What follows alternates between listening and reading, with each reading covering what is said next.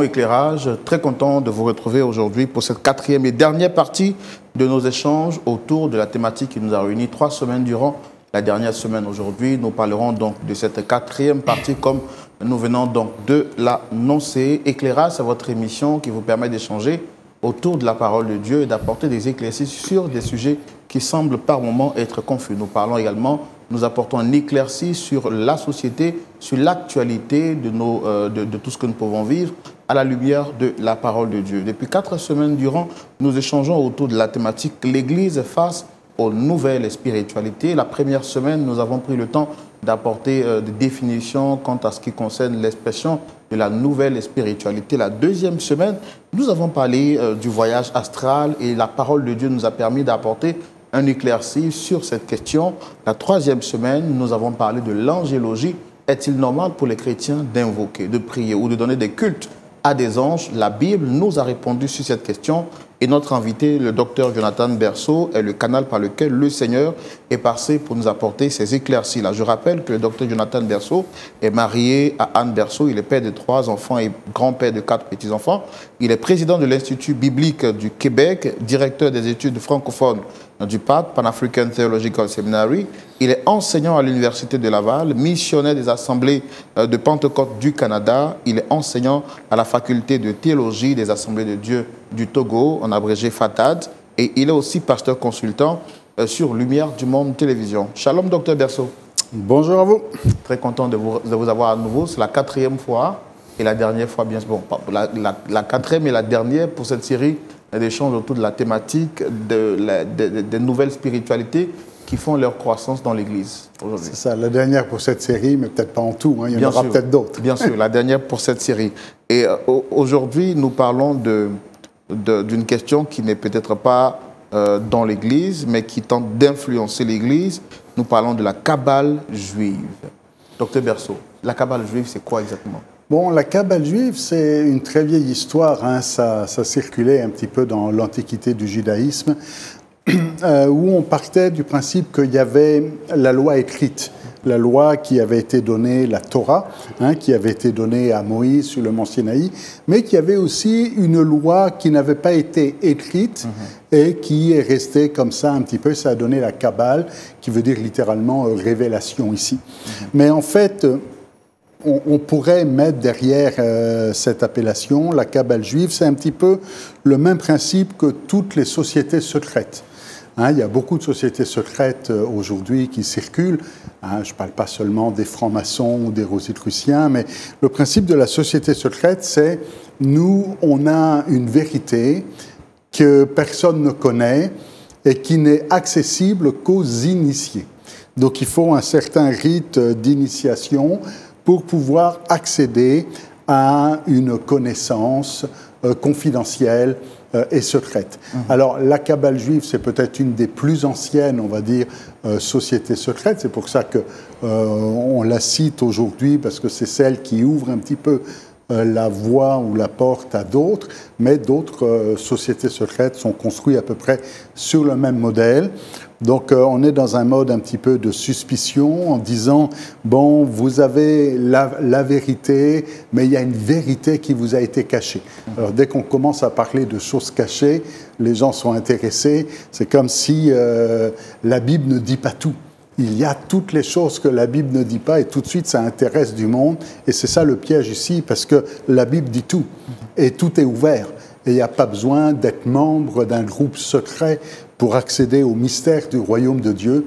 Jésus est venu proclamer la bonne nouvelle du royaume de Dieu et même un enfant peut comprendre et accéder au mystère du royaume de Dieu. Certaines personnes, quand vous dites que la Bible ne dit pas tout, hein, certaines personnes prennent appui. Je ne dis pas la Bible ne dit pas tout, je dis certains disent. Pardon, autant pour moi. Moi, je dis la Bible vous dites est que suffisante. La Bible dit tout. Effectivement, et certaines personnes disent, quand ils parlent de sociétés secrètes, disent qu'il y a une certaine vérité qui nous a été cachée. C'est ça. Donc, pour certains, ils prennent appui sur Jean qui dit, par exemple, que Jésus a fait beaucoup de choses qui n'ont pas été écrites dans la Bible. Si elles avaient été écrites, personne n'aurait pu donc transporter la parole.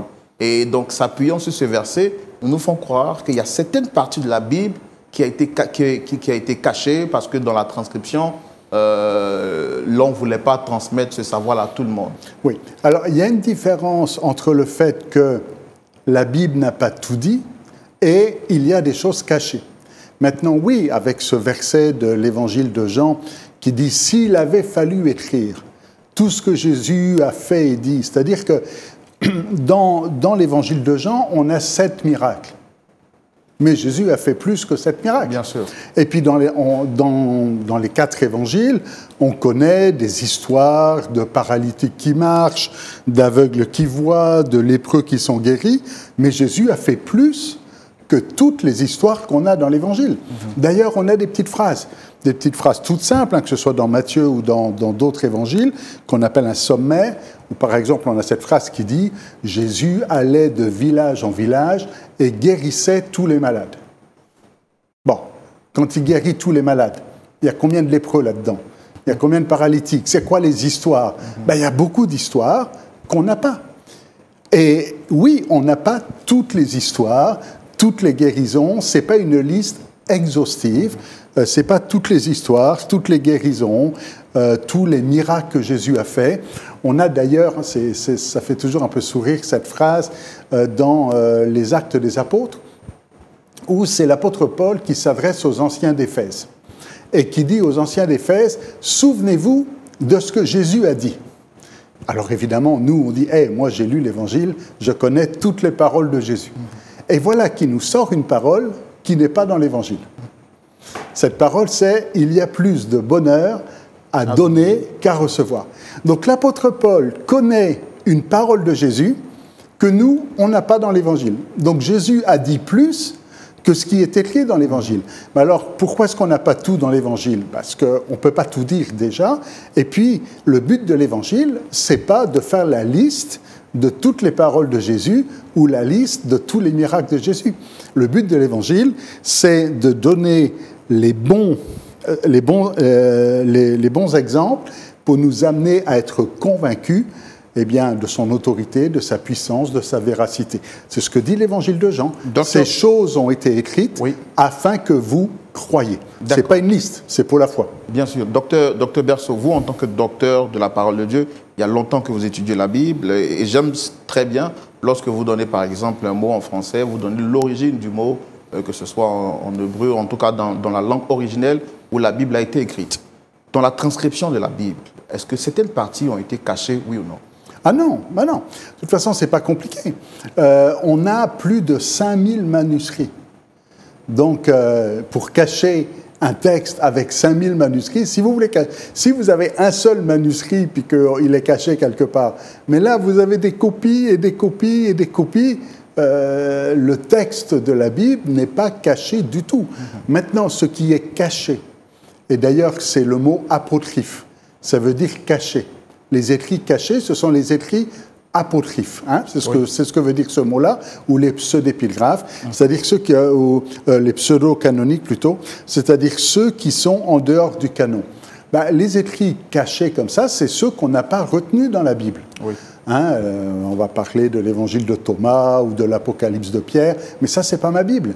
La Bible, elle, il n'y a rien de caché. Et tous les manuscrits, tous les textes grecs, et même pour celui qui est un fervent étudiant de la Bible, maintenant, avec Internet, on a même accès à la photo du manuscrit original, et tout est là sur Internet. Donc, on est d'accord avec le fait que la Bible, aujourd'hui, contient 66 livres. Ces 66 livres-là sont les livres, je vais dire, d'exactitude depuis le commencement jusqu'à aujourd'hui. Rien n'a été falsifié. Rien n'a été falsifié. Il n'y a pas de manuscrit secret au Vatican ou je ne sais pas dans quelle autre cave de tel ou tel musée. S'ils ont des manuscrits qu'on ne connaît pas là-bas, ce n'est pas la Bible. C'est des manuscrits, c'est peut-être une recette de cuisine ou je ne sais pas quoi, mais ce n'est pas la Bible. Oui.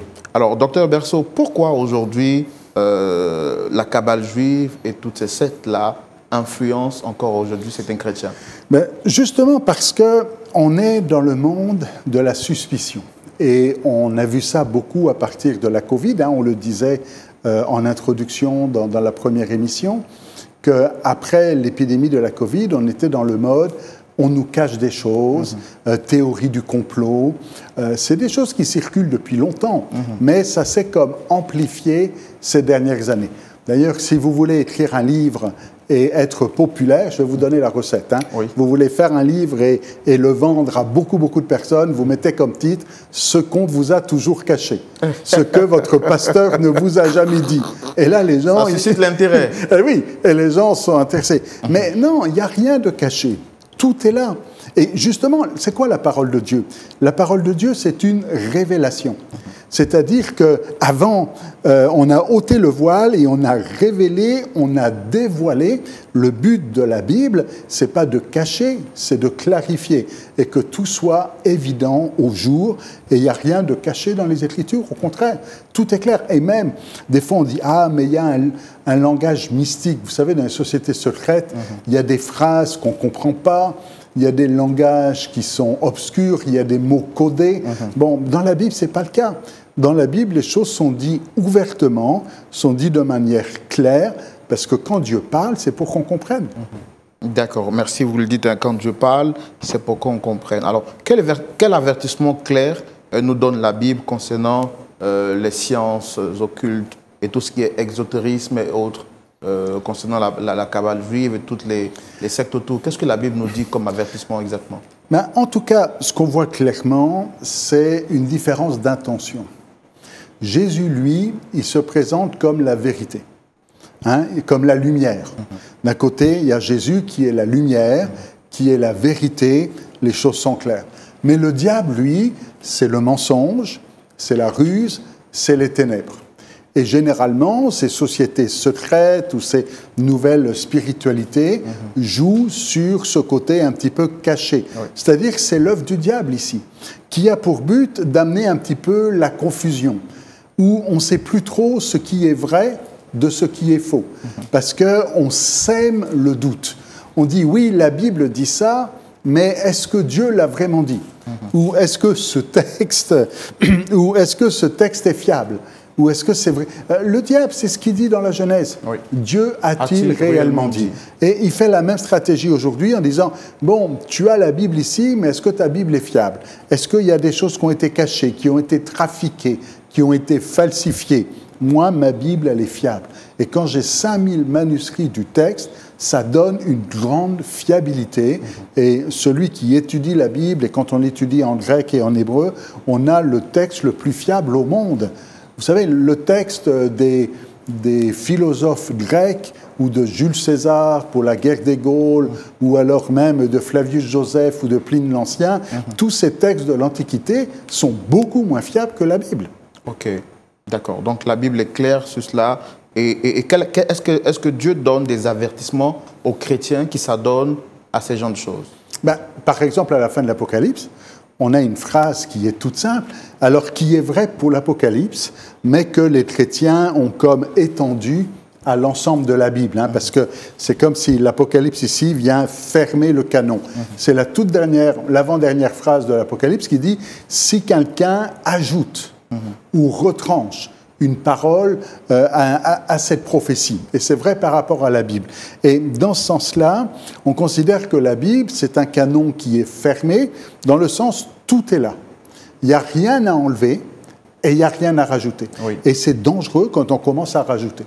Quand on dit, la Bible dit que, mais on peut rajouter ça, mais on peut changer ça, mais il faut enlever ça. Parce que si on commence à s'autoriser à enlever certaines choses ou à rajouter certaines choses, bah, on n'a plus de fondement et on n'a plus une foi solide. Ma foi, elle est solide parce que le texte est solide. Ma foi, elle est dans la parole de Dieu. Hein, la foi, elle vient de ce que l'on entend. Et ce que l'on entend vient de la parole de Dieu. Et parce que ma foi est dans la parole fiable de Dieu, j'ai une foi qui est ferme, qui est inébranlable. Mais si je crois quelque chose qui n'est pas vrai, ma foi, elle n'est pas solide. Docteur Berceau, merci pour ces éclaircies que vous apportez à toutes nos questions. L'autre question que je m'aimerais vous poser, c'est comment un chrétien peut-il discerner justement une fausse doctrine, s'appuyant donc sur la parole de Dieu? Ce qui est clair, c'est que toutes les personnes aujourd'hui qui essaient de justifier leur secte pour introduire leurs pensées ou leurs courants de pensée dans l'Église le font à partir de la parole de Dieu. Donc, comment aujourd'hui, à la lumière de la Bible, pouvoir discerner, comment l'on peut discerner une fausse doctrine ou une fausse spiritualité de la vraie spiritualité? C'est sûr que si on recite ce que l'apôtre Paul dit à Timothée, dans sa première lettre à Timothée, au chapitre 4, verset 1er, l'Esprit dit que dans les derniers temps, il y en a qui vont abandonner la foi pour s'attacher à des esprits trompeurs, à des doctrines de démons. Et là, on se dit, mais on a l'impression des fois que c'est un oxymore, mais non, les démons sont capables de faire de la théologie et de faire de la doctrine, puisque c'est des doctrines de démons. Et on voit même que l'apôtre Paul, quand il écrit aux Galates, en disant les œuvres de la chair. Et dans les œuvres de la chair, il y a la magie. Il n'y a pas seulement l'adultère, l'immoralité sexuelle, la pureté ou la débauche, mais il y a aussi l'idolâtrie, la magie, les haines et les querelles. Ça, c'est des œuvres charnelles. Alors, oui, une doctrine de démon, c'est quelque chose qui ressemble à, mais qui n'est pas. Ça ressemble à quelque chose de spirituel, mais ça ne l'est pas, c'est charnel. Ça ressemble à quelque chose que Dieu aurait pu dire, mais ce n'est pas ce que Dieu a dit. Alors, comment est-ce qu'on fait la différence entre le vrai du faux? C'est déjà en connaissant le vrai. Si je connais ma Bible, je vais être capable de distinguer le vrai du faux. Jésus dit, mes brebis, elles entendent ma voix et elles me suivent. Elles reconnaissent la voix du bon berger. Et s'il y a un voleur qui vient ou un mercenaire et qui appelle les brebis, ils vont dire, hey, ça, c'est pas la voix du berger. Mais si la brebis, elle ne connaît pas la voix du berger, ou elle ne sait pas faire la différence, eh bien, n'importe qui va venir et appeler, et ils vont suivre, comme si c'était Jésus. Donc, en fait, le meilleur moyen de se protéger, c'est de mieux le connaître. Plus je connais Jésus, plus je connais Dieu, plus je connais sa parole, et plus je suis capable de faire la différence entre le vrai et le faux. Si quelqu'un arrivait, quelqu'un qui vous ressemble, un sosie, et puis quelqu'un ne vous connaît pas trop, il vous dit « Ah, c'est lui, je le reconnais ». Mais ce n'est pas vous, c'est quelqu'un qui vous ressemble. Bon, mais si cette personne-là, elle va dans votre maison et voit votre femme, votre femme, elle va dire « Non, non, ce n'est pas lui, je le connais bien, je sais faire la différence, ce n'est pas lui ». Mais si on ne le connaît pas trop, on ne sait pas. Et c'est ça, plus on connaît et plus on est capable de voir le vrai du faux. Comment connaître réellement Dieu? Eh bien, en lisant la Bible, en passant du temps avec lui. Comment est-ce qu'on connaît une personne? On connaît une personne en passant du temps avec la personne, en l'écoutant, en le parlant, parce que des fois, il y en a, ils ne laissent pas Dieu leur parler. Il faut parler avec Dieu, oui, mais il faut aussi que Dieu nous parle. Il faut lire la Bible, il faut chercher ce que Dieu cherche. Et plus on est là dans cette intimité avec Dieu, et plus on sera capable de faire la différence entre celui qui se déguise. Jésus nous met en garde, attention, il y en a qui vont se déguiser en anges de lumière. Alors, il y en a, ils vont faire croire qu'ils viennent du ciel, mais ils viennent de l'enfer. Alors, si vous n'êtes pas capable de voir d'où ils viennent, il y a un problème. Et ce discernement-là, en fait, c'est plus on a le vrai, et plus on est capable de discerner le vrai du faux. C'est pareil avec les faux billets. Celui qui ne connaît pas bien son billet, il ne va pas faire la différence entre un vrai et un faux, mais le banquier, qui lui, il connaît bien les billets, là. Il voit tout de suite lequel est vrai et lequel est faux. Oui, bien sûr. L'Église est menacée aujourd'hui par ces fausses doctrines et par ces sciences exotériques qui sont en train de monter en puissance. Quel conseil vous pouvez donner aujourd'hui aux chrétiens qui regardent cette émission, docteur? Déjà, il faut revenir à la simplicité de l'Évangile. Comme on le disait tout à l'heure, il y en a, ils cherchent tout ce qui est secret. On veut connaître les mystères, les secrets, ce qu'on vous a caché. Et tout de suite, ça attire l'attention. Si on dit à quelqu'un, viens, on va passer un temps de prière, on va se rapprocher de Jésus, il y en a qui vont dire, ah, ça m'intéresse. Mais si on dit à quelqu'un, viens, il y a une conférence sur quelqu'un qui va nous parler de tous les manuscrits cachés au Vatican ou de tout ce qu'on nous a jamais dit, des manuscrits qui viennent, c'est tout juste si ça ne vient pas des extraterrestres ou de je ne sais pas où encore. Mais des fois, il y a des choses complètement loufoques. Et puis là, on va courir. C'est ça, arrêtez de courir après des choses futiles, mais cherchez le vrai, le véritable. Et quand on a goûté que Dieu est bon, quand on a goûté à la parole de Dieu, savez, quand on a goûté quelque chose de bon, hein, on nous donne à manger quelque chose de mauvais, on dit « Ah non, ça, c'est pas bon, ça. Je veux revenir à ce qui est bon. » Mais si vous avez jamais goûté à ce qui est bon, peut vous donner de la nourriture de mauvaise qualité et vous ne voyez même pas la différence. Docteur Berceau, avant qu'on puisse se dire au revoir, la dernière question que je voudrais vous poser justement sur cette thématique, quelles recommandations donnez-vous à ceux qui ont été influencés par ces mauvaises pratiques et qui aujourd'hui, sûrement à l'écoute de cette émission, découvrent être dans l'erreur? Quelles recommandations donnez-vous à ces personnes? Alors, dans la Bible, le Saint-Esprit est appelé l'Esprit de vérité. La Bible est appelée la vérité, la parole, hein, ta parole c'est la vérité. Et Jésus est appelé la vérité. Donc c'est clair que quand quelqu'un a été manipulé par toutes sortes d'erreurs, après, des fois, il ne sait plus trop là ce qui est vrai, ce qui est faux, et il y a besoin de laisser Dieu nous conduire dans toute la vérité par son esprit, par sa parole, par Jésus. Alors oui, il y a besoin d'une restauration, mais Jésus guérit les cœurs brisés. C'est sûr que quand on a été trompé, quand on a été abusé, dans le sens où il y a eu un abus spirituel, eh bien, ça peut marquer. Et il ne faudrait surtout pas dire, ben moi, puisque c'est ça, je jette tout. Et je jette, comme on dit, le bébé avec l'eau du bain, parce qu'il y a quelqu'un qui m'a dit n'importe quoi, eh ben je ne veux plus croire en Dieu, je ne veux plus croire dans la Bible, et peut-être quelqu'un nous écoute aujourd'hui et il est dans cette position en disant non, ce n'est pas parce qu'il y a des gens qui ont fait n'importe quoi, qui ont utilisé la Bible, qui ont parlé au nom de Dieu, qui ont abusé et qui ont fait des choses réprimandables, qu'il faut tout rejeter. Revenez simplement à l'essentiel, à la vérité, à ce qui est simple. Vous savez, la Bible, ce n'est pas compliqué.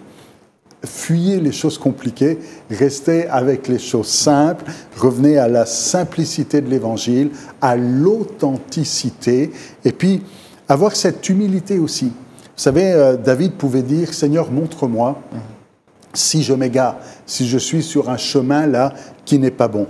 Parce que, soyons humbles, peut-être que je me trompe aujourd'hui.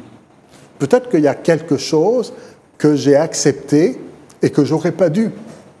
Ou je me suis laissé influencer par telle ou telle pensée du monde. Alors, il faut qu'on ait cette humilité de pouvoir se présenter devant Dieu en disant « Seigneur, sonde-moi, connais mon cœur, connais mes pensées et montre-moi s'il y a quelque chose là qu'il faut que je corrige. » Et c'est ce que Dieu fait. L'Esprit de vérité vient nous conduire dans toute la vérité. L'Esprit de vérité vient nous conduire dans toute la vérité. L'Esprit de vérité nous a conduits dans toute la vérité. 4 semaines durant, votre mot de la fin, alors que nous terminons cette 4e série, 4e épisode de notre émission sur la thématique « L'Église face aux nouvelles spiritualités ». Pour conclure. Alors, pour conclure, on a parlé beaucoup de faux, de fausse spiritualité ou de nouvelle spiritualité.